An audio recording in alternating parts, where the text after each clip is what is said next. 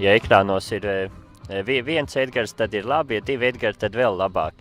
Šodien Latgale bija īpaši dāsns un 5-0 uzvar pret Preiļu komandu. Kādi tev komentāri, Edgar? Neko, labi iesākām spēli, ātri 2 gūti vārti un principā jau nokārtojām pirmo puslaiku un otrajā atlika iest vēl vienu un droši uzvarēt, ko arī izdarījām. Labi iznāca maiņas, iestat 3 vārtus un viss spēle uzvarēt. Tas arī viss. Jā, līdz Preiļiem diezgan patāls ceļš. Kā izdevās autobusā noskaņoties tik labu spēli?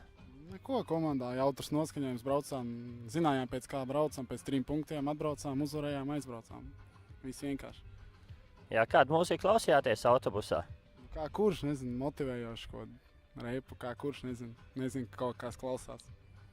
Jā, kas tev vislabāk palīdz noskaņoties pašam?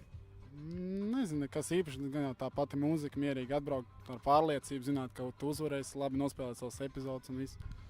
Tas arī palīdz. Jā, spēles sākums īpaši veiksmīgs izdevās arī tev gūt vārtu un atdot rezultīvu piespēli. Varbūt var pastāstīt, kādā šobrīd esi sportiskā formā?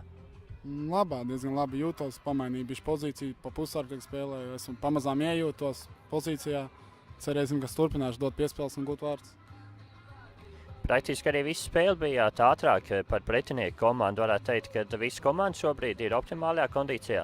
Jā, es domāju, ka jā, komanda labi uzņem fizisko spēku un parāda to laukumā, tā kā turpināsim. Šobrīd bija ļoti daudz vārdu gūšanas iespējas un daudz arī guvātu vārdus. Varētu teikt, ka aizvien vairāk spēlētāji ir atvērušies.